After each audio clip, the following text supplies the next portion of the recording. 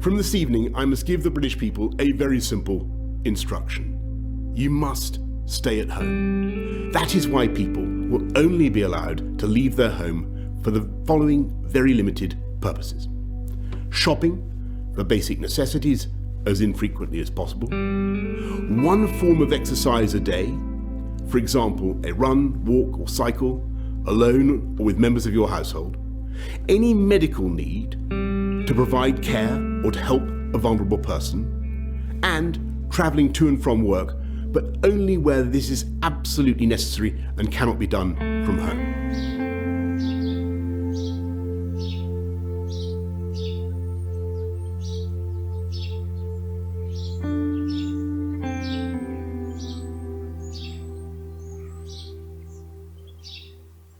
I think the hardest thing has been the fact that it just changed everyone's life overnight.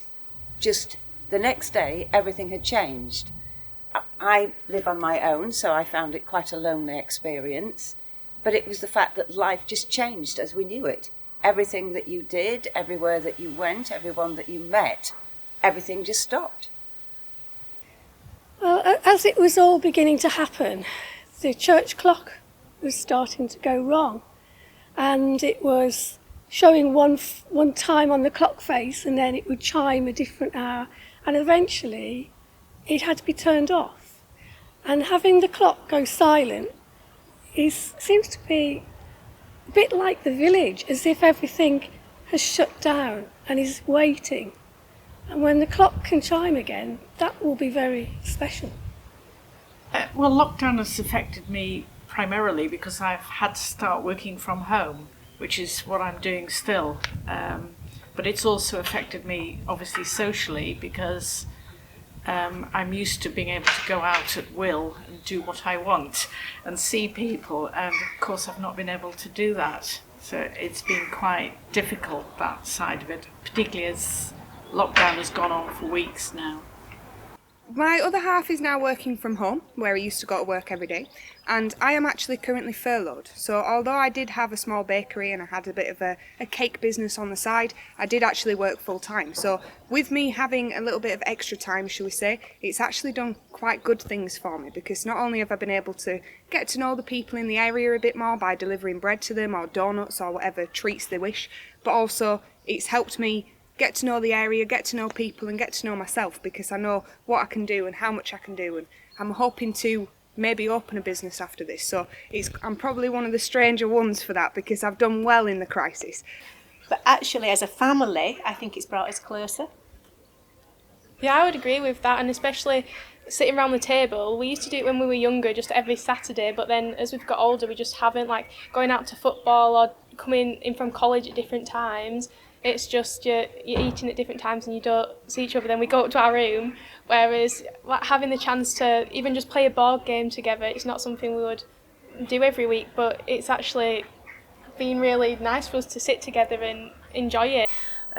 From the word go of lockdown, the phone was ringing with cancellations, and where we were in March, April, May, have just cancelled right out, and we were just heading into the start of the season. We were just getting going, and we're just kind of thinking, right, okay, this is going to be the year that we might actually make some profit. And then this happened. So initially for the first 2 weeks it was very, very stressful, worrying about everything. I think we gained a lot of reassurance, obviously with financial packages, through the government. So that's helped to sustain us and keep us going. But during the lockdown, obviously our church ministry has changed in the way we're interacting and reaching with people. So I've been concentrating a lot on what I think is part of my ministry here at Spencer's Court. So yeah, it's been challenging, but it's also been quite an eye-opener, really. I think it's a tale of two halves. One of our household has been going out to work as normal, more than normal, every day of the week, even weekends. And me and Megan have been following the rules and staying at home when we are supposed to, hardly been anywhere. I retired in September last year. To keep myself busy, I rented this building in order to make a couple of things, 2 days a week maximum. Yeah. The business that I did was for hair care. Somebody asked me where they thought they could get hand sanitizer from, and I know how to make hand sanitizer, so I made some, sent them it. They ordered an awful lot, a ridiculous amount, in fact. Yeah, to the point where we've pretty much worked 6 days a week for the last 12 weeks. The great thing is being able to provide the local community, certain care homes around the place. Schools are about to reopen, so we're going to stock them up as well. So I've had a great lockdown, which makes me feel a bit guilty, to be honest. Well, we both fall into the at-risk group. So straight away, when they began to talk about social distancing, we had to stop doing all the things we've always done. So life just paused, and then gradually, like everybody else, it shut, and it was very hard. The single hardest thing for me has been the fact that my daughter Hannah, who lives in the village, is a sister at Airedale Hospital. She's a frontline worker, and she got the coronavirus and has been really, really ill. But it's every day seeing how ill she's been, and every day worrying as to whether or not she would have to go into hospital, whether this would take her life. And that's been awful. And the fact that you can't go and do anything for her, you can't cuddle her, you can't do anything. And that's been really, really hard. The first week I was very, very poorly, and I didn't have any appetite, and I didn't really think about it. But the second week I felt quite down, actually, yeah, about the whole thing, and worried about my family. I was very, very worried about it spreading to my family. Nobody else caught anything. My children are both fine. My husband was well, and I even had a relapse, which then I ended up being off work with post-viral fatigue, which I think is actually quite common of the people that have had COVID and looked after themselves at home as opposed to being in the hospital. And I think there's a lot of research that goes into that, but yeah, I do believe that we did okay. Yeah. It's the hardest thing is probably just the not being able to see family and friends in the same way as you normally would, or not being able to hug your family and things like that. When you do see them, even if it's from the end of the street, it just feels very unnatural. That, and sort of constantly having to tell the kids initially that they need to keep away from people, and telling them about viruses and you can't get too close, and that all feels very unnatural because it goes against what you'd normally teach your kids, how to interact with people. So I guess that the social side of it is the hardest for me. Food bills, huge and through the roof. Witnessing some horrible situations with people struggling with mental health. Breakdowns with the children for not understanding, struggling to just being at home, not being allowed to socialise with friends, struggling with homework sometimes. So yeah, and worries about my husband's income and work, and yeah, a lot of things. It's just been confined, really. I know I go out for my walks with my dog, do my hour walk, half an hour morning, half an hour in the evening, maybe 10 minutes in the middle. Not been able to get out and go places that we always enjoy, the outdoors. That's been like with my biking and things like that, so that's really has sort of changed my lifestyle, definitely. It's been a strange one for me because my son, daughter-in-law and 3 grandchildren live in France, and they've been 1 week ahead of us. So therefore I've sort of known what's been coming. They've also had the virus, so I knew all about that and how unwell they were. And of course they've been telling me what I should and shouldn't do. Nick, my son, first felt ill with a very high temperature. Then he went into a phase where he ached everywhere, and in his words, even his eyeballs ached. It was so bad, and at that point, he couldn't get out of bed. After that, he got the cough, and then he got the breathlessness, which really frightened him, because he is a very fit person. It's been hard, it's been tough. We've all had to find our own way through it. Obviously, the children have been home. To be honest, they've loved it. They've really enjoyed, they've really taken to homeschooling. We have quite a structured homeschool because everybody responds better to that. I respond better to that, and the children do as well. So they've done quite a lot of structured learning through the day.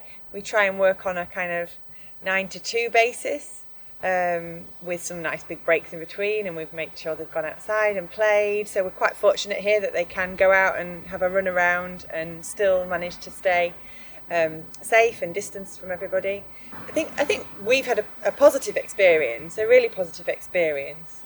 Primarily we miss the grandchildren mostly, and we've just managed to get them to the point where they're coming into the garden, so we can have a bit of a chat to them, but staying well away from them.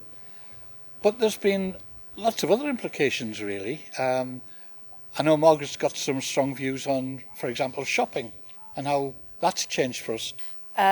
We're so proud in Carleton of having our village shop. They've been terrific.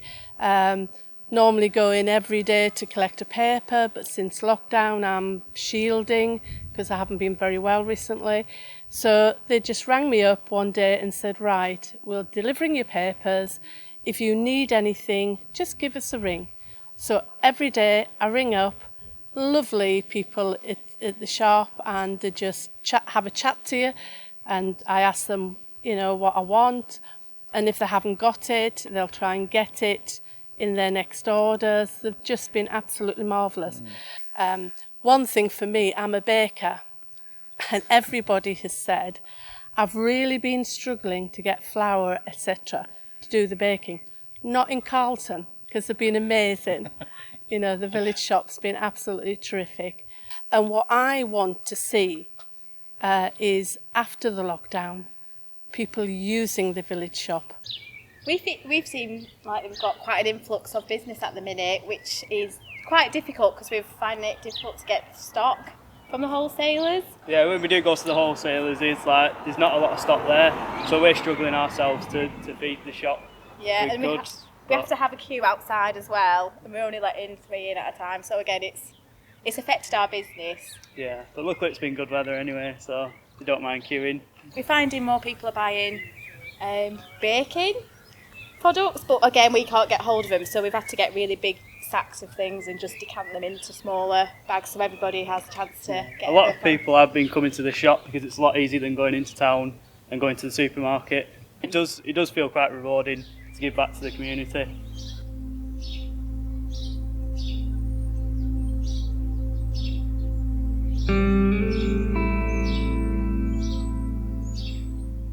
I think what's been most surprising for me is the way in which kind of the country as a whole has come together in some ways. I think recently politically we've seen a lot of division and a lot of divides between people. Things like Brexit has sort of made us all feel a little bit more sort of segregated in some way. But everyone coming out and clapping for carers and sharing stuff on social media, and actually just the fact that so many people abided by the lockdown rules has been a really pleasant surprise for me. I think I'd sort of suspected the opposite really when all this happened. So that's actually been quite surprising, quite heartwarming. I think being able to manage living here, which is, we are, slightly remote, a mile up the hill, and finding that yes, that from day to day you can be on your own and manage quite adequately. Other surprises more broadly, just it is the kindness of friends and so on, and perhaps as much as anything the ability, you develop the ability to use the internet more. So becoming adept at using Zoom and WhatsApp face to face. In fact, I think it's that has been a surprise, because 6 months ago I wouldn't have said I'd bother working out how to do any of this face-to-face call. And now I think it seems odd not to be able to phone a friend and look at them at the same time as speaking. And I think that's something that's even, my sister, who's been a little averse to the technology, is now, we're getting close to being able to do face-to-face conversation. And I think that's something that'll be quite a surprise. Yeah.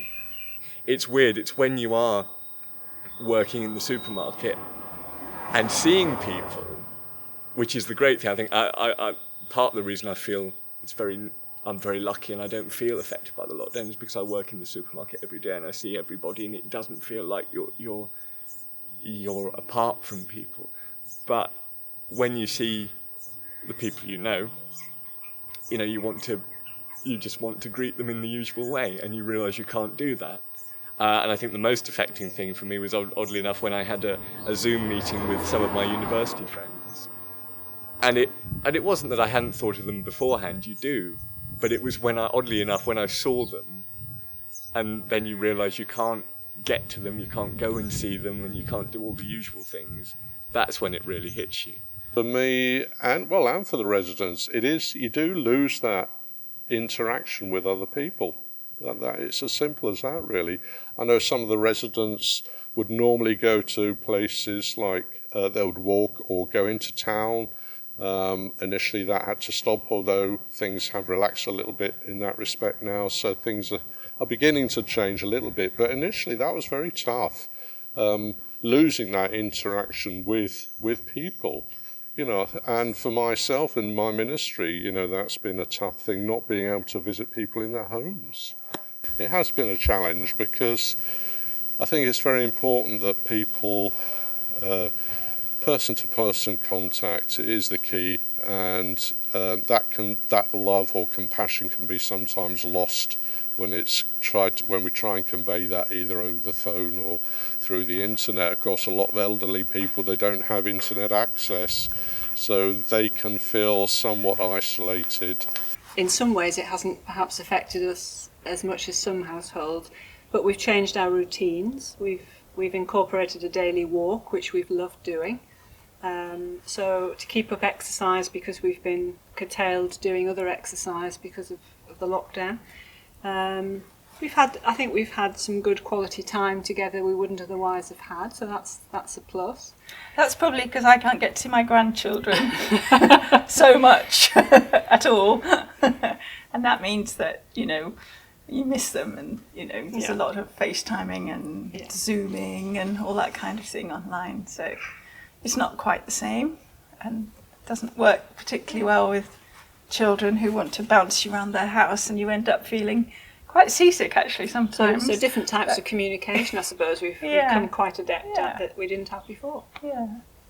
Everyone's got different views, haven't they? It's caused a bit of conflict. If you're on social media and things, there's a bit of outpouring on there of people have been a bit judgmental, and whether you choose to stand back or jump on it and start giving your opinion. So it's probably caused a little bit of discussion, maybe, heated debates.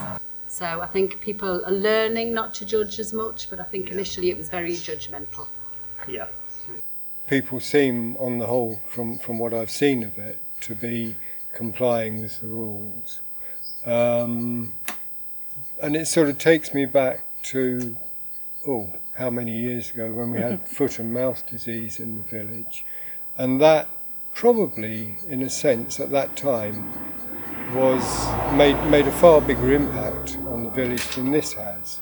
I think this is just something that people feel, well, we've got to get on with it, and time will pass and we'll be through it, which in a sense was a similar thing that we had to do then, because it wasn't going to be solved in a matter of days. It was a fairly long haul, and yet eventually you do get through and you go back to normality again. So I think that's something we're looking forward to.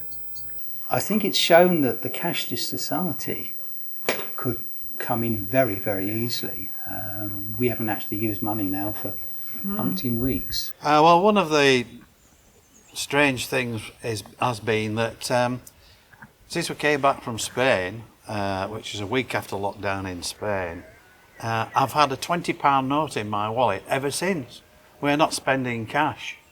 Everything is done by electronic banking or whatever. When we were in Spain for 2 weeks, the lockdown was enforced by patrols of armed police. Even right at the beginning of their lockdown, it seemed that they were very strict and took it extremely seriously. And individuals were allowed to go out alone to the supermarket, not accompanied by anybody. And even then, we heard people in our apartment block saying they'd been stopped and questioned by the police on their short walk to the supermarket. So for me, it's felt as though the lockdown here has not been strictly enforced. In fact, by comparison with Spain, really quite lax, I would say. The people we know in France, they had to carry documentation with them to say where they were going, why they were going. They weren't allowed to leave their house. They had to print off a form every time they went out. And again, there were roadblocks, and really we've had it very easier.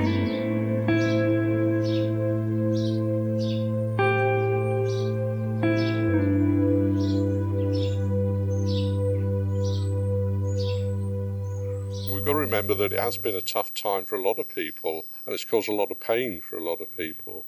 And I think it's also brought us a sense of our vulnerabilities to people here and in the village.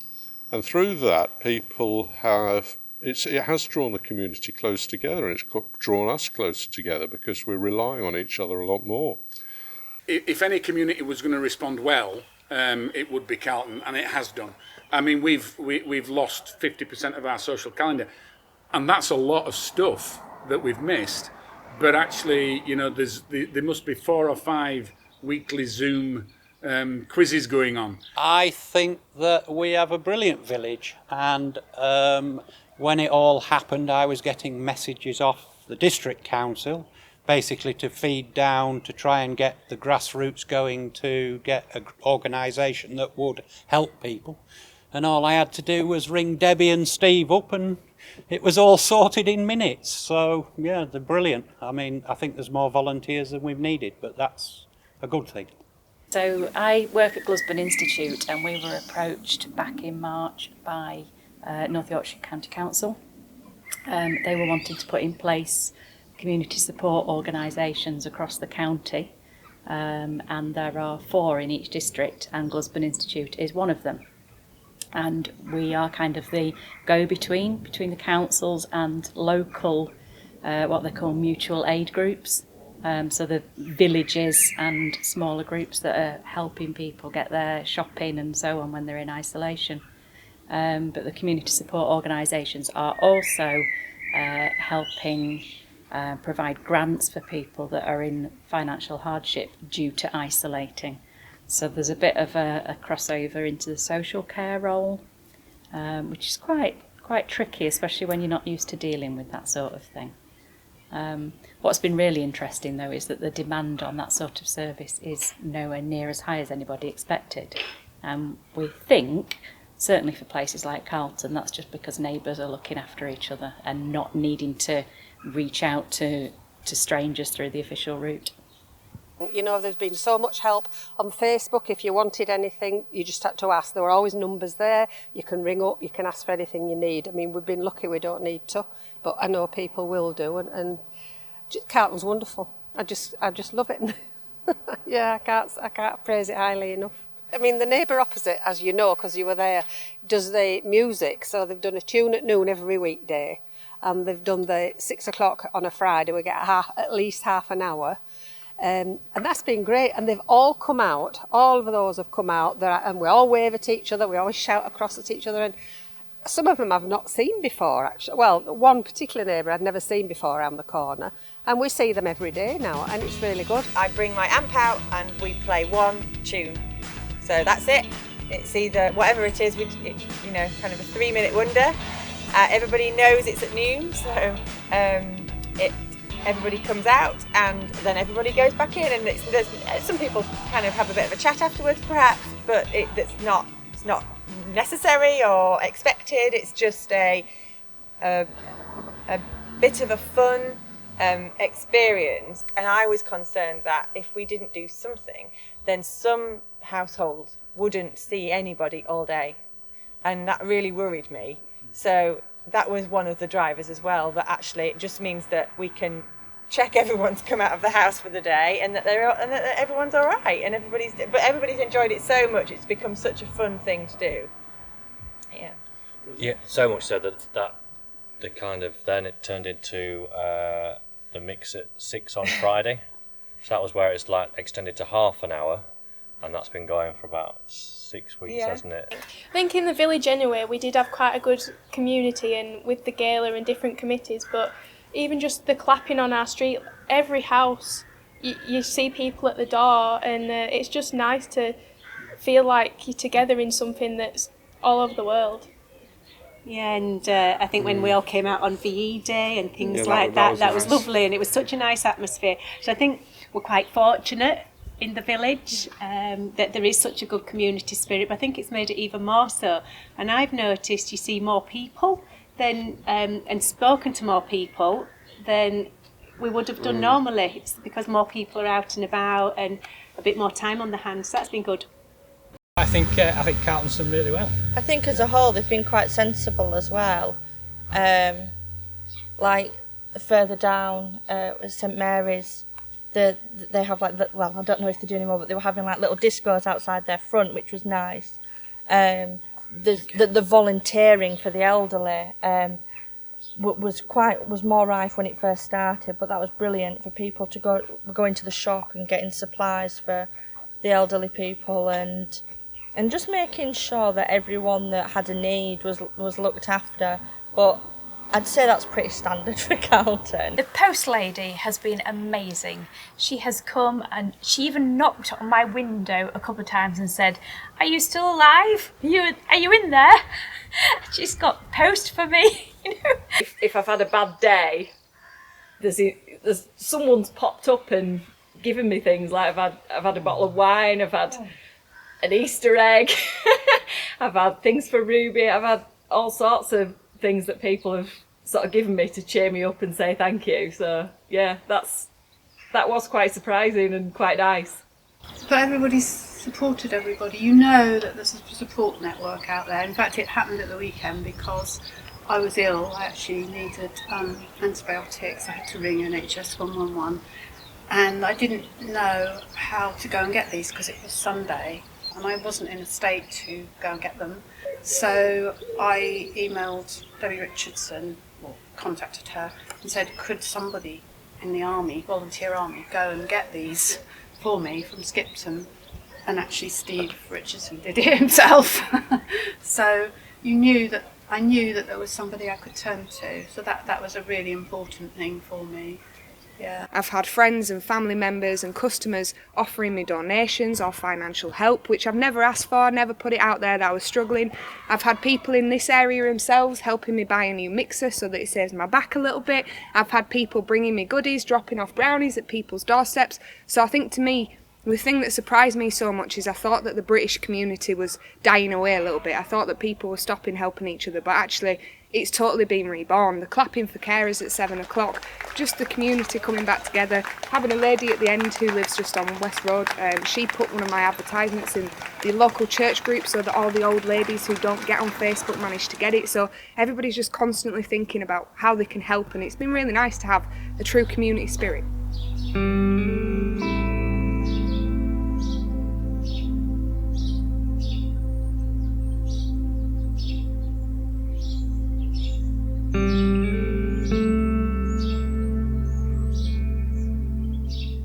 Lockdown has taught me to be a lot more hands-on at home, a lot more patience with the children.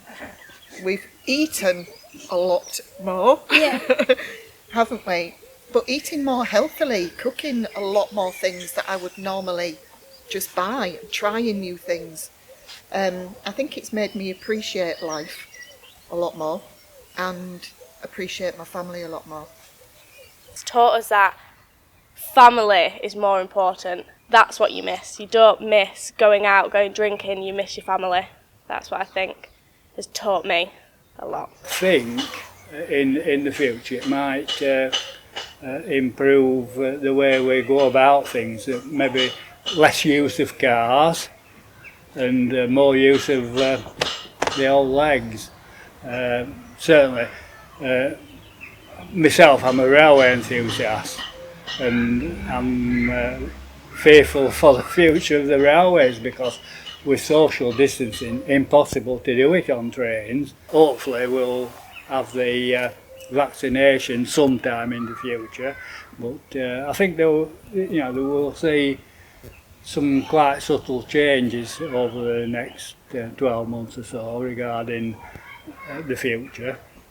I think lockdown has taught me what's really important. That we already knew that being with people mattered, and now we know how much. And I think we've also learned that a lot of things that we used to feel that we needed actually aren't essential at all. So it's changed our perspective on things. It's taught me the value of community and friendship and the need to be proactive in keeping engaged with people and socialising. It's taught me how helpful people are when it comes to the crunch. They'll do anything for you that they can. And what it's taught me, I think, is that it's really important to use local businesses, particularly local food businesses. I mean, we've had local delivery of meat, of vegetables, of bread, and I'm adamant that when this is all finished, I'm not going back to putting my shopping pounds to big supermarket chains. I'm determined that we'll keep using these small businesses who've really rallied round and been absolutely brilliant, to be honest. Yeah. I don't think that when it gets back to what you might call normal, it'll be normal like we used to know it. I think, as Phileo says, I think people are going to shop a lot differently. And I think there might be more respect for each other as well. I think lockdown has taught me to live my real life a little bit more. Maybe not concentrate so much on work and careers and things that maybe don't feed your soul as much, and maybe focus on the family and the caring for your community and, you know, what you can get out of that, because I've gained more relationships during lockdown and not speaking to people through FaceTime or videos or Zoom chats than ever I would have done if I wasn't in lockdown. So it's taught me to care about the people that I love more. And it's taught us that, yeah, there are more important things than trying to do a million things for a million people, and just to slow down a little bit. So that's my main thing, I think. And I think, like, not to take for granted where we live, because it's easy for us just to say, look at around us and not be fazed by it, but actually we're really lucky to be able to go out for a walk in the fresh air, not have to come into contact with anyone, and also just taking family time definitely. More valued, because in the end you just don't know how much time you're going to have with them. Personally, I don't know what it's taught me. It's probably, as I say, it's reaffirmed a few things and given me more clarity on what my priorities are and the important things in your life, I guess, and a lot of the things that you end up filling your time with either through necessity or habit you don't really need, I guess, is the main thing. And then whether that's things that you do because you feel you ought to, or whether it's things you buy or trips you make or whatever that seem like they're necessary, but actually you don't, once you get used to not doing them or not having them, you don't really care. So I guess that's probably, again, something that I would hope, you know, albeit it'd be nice to get back to normal, whatever that means. I think maybe not quite back to normal would be a good place, you know, somewhere halfway between, where we're not just consuming at the rate we were before. Certainly that's something we'll continue with doing, you know, shopping at smaller shops and not going to the supermarket, and which is easy to do when you've got time. How that'll work out when I'm back at work full time and things, I don't know. The lockdown has certainly improved the community spirit, although Carleton does have very much a good community spirit with things going on, but I think everywhere else they'll probably find that things like this will probably certainly help the community. I've noticed the local shop is doing really well. It's good to see people using that, and I hope that they carry on using it, because it's always been a saying, I think, use it or lose it, and I do see now people are using it, and it's good to see that. It's good to see that. It's taught me to be to trust my instincts, I think, with the children and with the things that we've done at Tune at Noon, and to be brave and not worry that it might not work. It doesn't work, we won't do it again, but just try it. Well, I think we've learnt to be kinder, and I think we've learnt to think about the people around us, and make sure that people are included and nobody's left out of anything. I think Carleton has come out of this very well indeed. I think it's shown that we are a really good community, and so many things have happened in different little areas of the village. But I don't know what the new normal is going to be.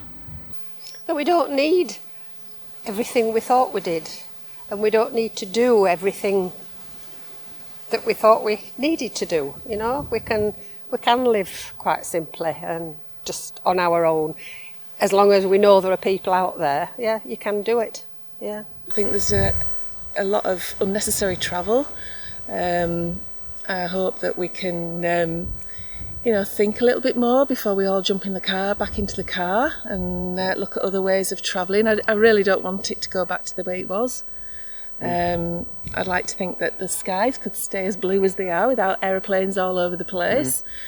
I just think this has been an immediate kind of wake-up call, and I just think we need to take this opportunity to learn, to take something from it. This could be nature's way of telling us, you need to stop. Churches, St Mary's here for example, and officers have suddenly realised that the buildings are far less important. And I hope to goodness that we continue with that, because whether we're a church or a business, there's got to be better ways of doing things. So I think that's been one of the big learning lessons that I've seen that comes out of here, and I hope we continue with that. I'm hoping we'll come out of this a better world, really, a less greedy, a less materialistic world, maybe, and maybe a bit more care and compassion for other people, really, and more time as a family. Because you'd seen a lot more people going out with their families, and that's been lovely as well. So. I think you've summed that up very well. That's how I feel about it too. It's more about people learning to be people than anything else. I think it's taught me that actually we can actually do without a lot of things.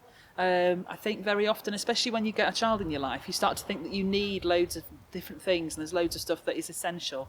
And actually paring it all back, not just in terms of food and sort of provisions, but other things as well, and just realising that all we really need is to be safe and secure, and we're lucky to have that, that we have got a home we can stay secure in.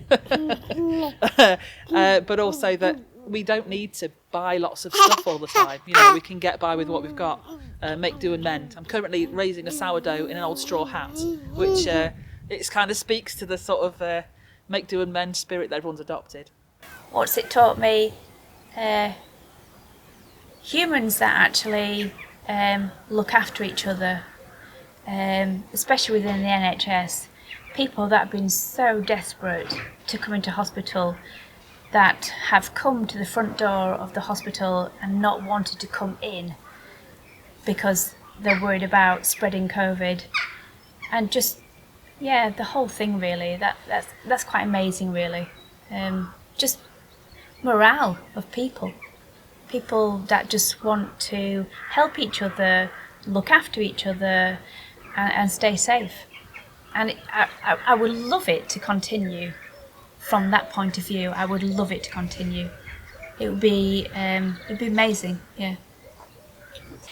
I think it's actually been a good thing. I've enjoyed the quiet roads. I've enjoyed peace and quiet. I think more people have walked. We've seen that in the walks around the village. I actually think that the pace of life being a bit slow is a great thing. And I wouldn't be averse to putting my hands up and saying we don't travel again on a Sunday or something daft like that. because I think the lockdown's been good in many ways. So they say that you're going to come out of lockdown either a hunk, a drunk or a chunk, and we think we're probably going to come out of this chunky drunks. I wrote something down, I think it might have been Easter weekend, and I was sitting out here and it was a lovely day and it was still when nobody was really supposed to go anywhere and there was no traffic noise and it was just lovely. And it was that actually being locked down for a short period of time isn't a bad thing. It was good for all of us for a little while, good for nature, good for the world really. But it's obviously not sustainable and everybody's circumstances are different and people are struggling financially because of it. But it's taught me, did I know it already? It's confirmed to me and hopefully taught some people that we don't need all the things that we normally rush around getting. It doesn't matter that the clothes shops have been shut. So what? It's being at home and supporting each other and looking after yourselves is what matters more. What lockdown has taught me personally is that it's not the things that are important. We've all managed without lots of things, and we can get by without things, but what we cannot get by without are people. The community, our dear friends, our family, our loved ones. That has been the hardest thing about this, is not being able to connect with those, and that at the end of the day is the most important thing to me.